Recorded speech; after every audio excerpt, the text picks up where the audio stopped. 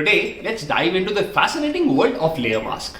Now, before I explain you what layer masks are in Photoshop, I'll give you a simple understanding of what a mask actually is, right? You can think of a mask as a literal mask. It's supposed to hide or actually reveal certain parts of your face and hiding everything that's underneath it without making any changes. Well, that exactly is what a mask is in Photoshop as well. Today, we're going to be diving into the wonderful world of layer mask in Photoshop. Now, before I start to explain what a layer mask is, let me give you a simple idea of how I can actually explain a mask. You know what a literal mask is, right? It hides your face and actually reveals only certain parts of it that does not have the mask. That's exactly what a mask in Photoshop also does. It hides everything that is underneath it by a simple cover.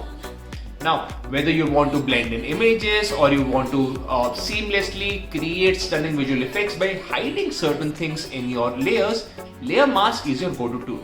You can achieve all of that by preserving the layer underneath it or the actual layer on which you are applying the layer mask. How does it work?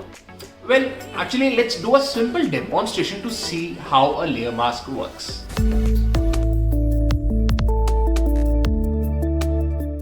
Now I've got an image over here of a window scene looking out to a beautiful lake, right? Now, however, I want to add a small twist to this view. Here's how we'll do it. First, I'll select the layer containing our original image of a window with the lake. To begin with, I'll use one of Photoshop's selection tool. You can use the object selection tool or the quick selection tool either, and make a precise selection around the area that we want to mask. Then I'll add a mask onto this layer by clicking the small button. This allows us to control the visibility of the parts that I want to look at and not. Next, I'll import the desert landscape image, this is it, and place it underneath the window layer. Now by painting on the layer mask of the window layer with black, I can hide the lake and start revealing the desert landscape. Now that ends up replacing the lake with our desert scenery. But what if the selection wasn't perfect like here? No problem. What I can do is with layer mask, I can go back to the mask itself. I can hit Alt or Option and then click on the layer mask as well to start refining that layer. By carefully painting on the mask with black color that will be hiding the layer or with white color to reveal a layer, we can add or remove the areas to achieve the desired result. Now this is the benefit of non-destructive editing.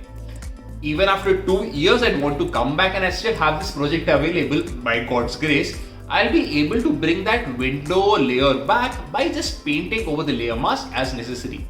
With a small time spent on fixing the color, I can make this composition look seamless. Now, this was just one example of what you can do with layer mask. Layer masks are also incredibly useful in manipulating filters. If I have an image of a room like this, I can add different levels of blur using layer mask. Very similar to having a nice depth of field if I was using a nice camera. Now, what do I need for this? I need to change the layer into a smart layer. Then I will add a blur filter. Once I've added this filter, I'll make some corrections to it. Now I can paint on this layer mask with black and white and grey. By using the layer mask, we can control the intensity of the blur effect, which is based on the darkness of pixels in the mask. This means object further away from the camera should ideally appear blur, and that is where I will paint it with lighter color, and objects which are closer to the camera should appear more sharper and should have no or very little blurring.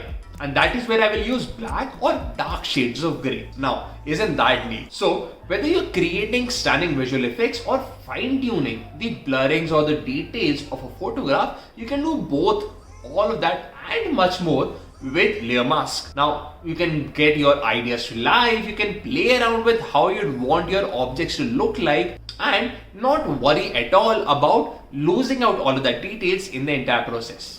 Well, I hope this was useful to you.